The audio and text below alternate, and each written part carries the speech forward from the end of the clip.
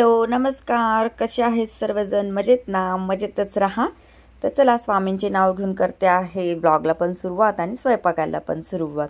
तर बघा ना, आता उन्हाळा वाढत चाललेला आहे, म्हणजे उन्हाळ्याची सुरुवात झालेलीच आहे. नाशिकला कधी थंडी तर कधी गरम अशा पद्धतीचं काहीसं क्लायमेट आहे, त्यामुळे तब्येतींवर पण खूप सारा असा परिणाम होत आहे.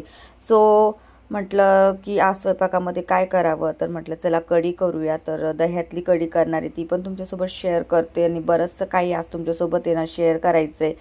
इतर वेळी ना मीच तुम्हाला ना खूप मोटिवेशन देत असते, पण ह्यावेळेस मीच खूप डिमोटिवेट झालेली आहे. त्याचं कारण काय सांगू तुम्हाला समजतच नाही आहे. आमच्या मागचा त्रास हा कधी कमी होणार आहे तेच कळत नाही, की इतकी मेहनत करून सुद्धा आहे ना असं यश येत नाही आहे. हाता म्हणजे पदरी नाही यश मिळत नाही आहे. माणसाचे एक वेळेला पेशन्स संपून जातात ना, कारण की तुम्ही म्हणाल आता तू कशाबद्दल बोलतीये, तर मी माझ्या ह्या करिअरबद्दलच बोलते. यूट्यूबवरती मी जे करिअर माझं स्टार्ट केलं आहे ना त्याबद्दलच बोलते मी.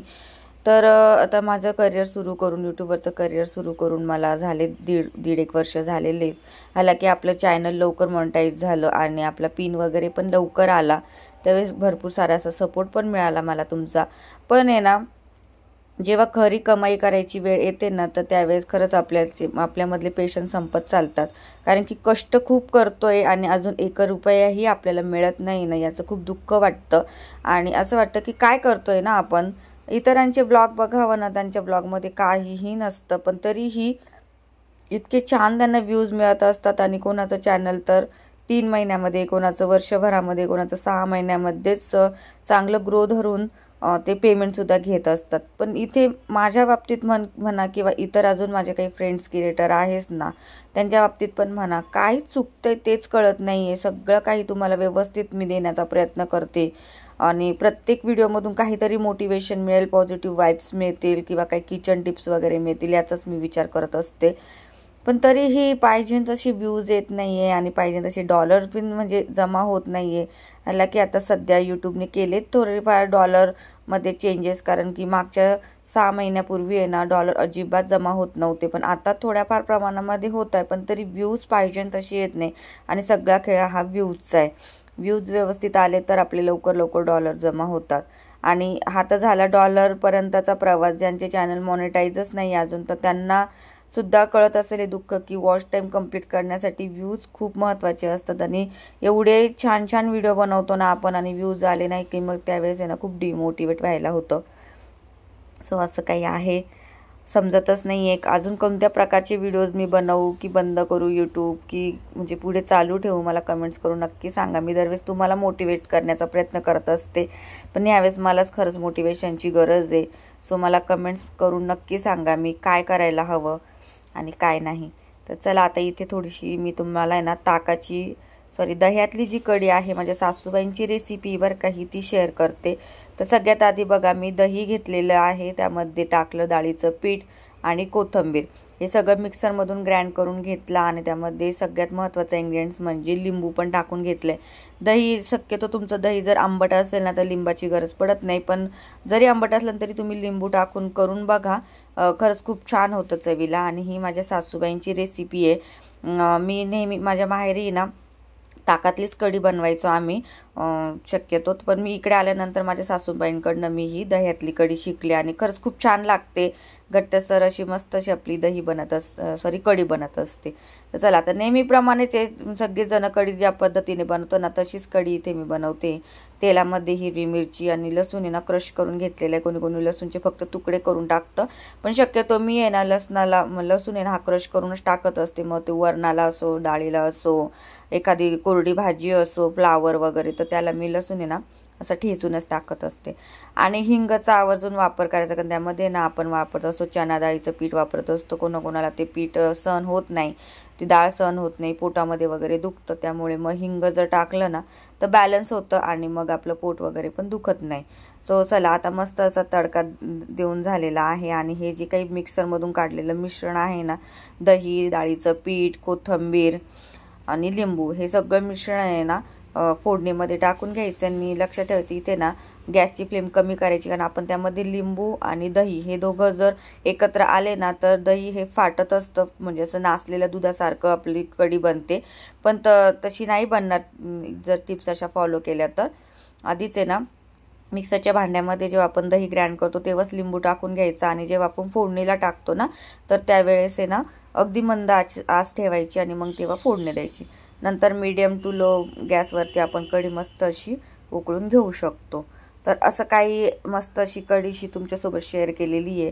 आणि शरीराला खरंच थंडावा देणारे पदार्थ आहे ना उन्हाळ्यामध्ये आपण खरंच सेवन केले पाहिजे. म्हणजे शरीराला थंडावा देणारे पदार्थ म्हणजे आईस्क्रीम, कोल्ड्रिंक्स, बर्फाने म्हणजे बनलेले पदार्थ तर असे नाही बरं का. आपल्याला नॅचरली आतून थंडावा देणारे पदार्थ म्हणजे जसं दही झालं, नारळ पाणी झालं, परत ताक झालं, कोकम सरबत झालं, सब्जांचं पाणी, हे अशा पद्धतीचे पदार्थ आहे ना सेवन करत चला उन्हाळ्यामध्ये, जेणेकरून आहे ना आपल्या शरीरामध्ये ना थंडावा निर्माण होत असतो. बर्फ, कोल्ड्रिंक्स हे जर आपण खाल्ले ना किंवा पिले ना तर तेवढ्यापुरतं तेवढं आपल्याला थंड वाटतं, पण मग शरीरामध्ये गेल्यानंतर आहे ना त्याचा आपल्याला त्रास होत असतो. कारण की ते जेवढे थंड आहेत ना तेवढे ते त्या जास्त प्रमाणात ते उष्ण पण आहे. त्यामुळे ना आपल्या शरीराला भरपूरसा असा त्रास होत असतो. आणि शक्यतो बघा तुम्ही फ्रीजमधलं पाणीसुद्धा प्यायचं नाही, माठामधलं पाणी पिण्याचा प्रयत्न करा. कारण की फ्रीजमधलं पाणी पितो आपण, खूप थंड वाटतं, मस्त वाटतं, मनाला अगदी शांत वाटल्यासारखं वाटतं. पण तुम्ही नोट करा, जर तुम्ही 2 ग्लास माठातलं पाणी पिलात ना तर जी मनाला शांतता किंवा खूप थंडावा मिळतो तो तेवढा आहे ना फ्रीजच्या पाण्याने अजिबात मिळत नसतो. फ्रीजचं पाणी पिऊन आतमध्ये जेव्हा पोटात जातं ना तेव्हा ते गरमास निर्माण करतं आणि आपल्याला आहे ना आतून उष्णता निर्माण झाल्यासारखं वाटतं. तसंच त्याच्याच कंपॅरिझनला जर माठातलं पाणी पिलं ना तर खूप छान वाटत असतं, थंडावा निर्माण होत असतो. तर चला कढीला तर फोडणी देऊन झालेली आहे आणि एकीकडे घेतले आहे मी पोळ्या करायला. आणि तुम्ही आज माझ्या ब्लॉगची आतुरतेने वाट बघितली असेल, ती म्हणजे गुढीपाडवा स्पेशल अशी ब्लॉगची बघितली असेल तुम्ही वाट. पण तुम्हाला सांगू का, मी गुढीपाडवा हा खरंच सेलिब्रेट केला, पण मी ह्यावेळेस जरा वेगळ्या पद्धतीने सेलिब्रेट केला. म्हणजे ऑरेंज कलरचा आपला केशरी झेंडा वगैरे ध्वजारोहण करून, परत त्यांची पूजा वगैरे करून तो आपला गॅलरीमध्ये उभारला वगैरे, अशा पद्धतीने मी गुढीची स्थापना केली होती. आपल्या म्हणजे महाराष्ट्रीयन सण म्हणजे गुढीपाडवा हा जरा वेगळ्या पद्धतीने साजरा करतात, सगळ्यांनाच माहिती आहे.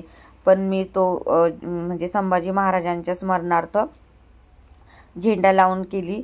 पण मग मला असं वाटलं कुठेतरी की शेअर करावं की नाही करावं. माझं खरंच कन्फ्युजन होत होतं की करू की नको करू. कारण की आहे ना त्यामागचा इतिहास ना पाहिजे तेवढा आपल्याला माहिती नाही आहे. मी तो म्हणजे सगळं काही मी शूट वगैरे केला, एडिटिंग पण केला, पण आहे ना म्हणजे व्हिडिओज काही त्याच्या रिलेटेड व्हिडिओज बघितले ना तर कोणाचे काहीतरी वेगळेच कमेंट्स आहे, कोणाच्या काही वेगळ्याच कमेंट्स आहे. सो त्यावरती आपल्याला ठाम पुरावा नाही आहे आपल्याकडे की संभाजी महाराजांचं मुंडकं खरंच म्हणजे औरंगजेबने फिरवलं होतं का.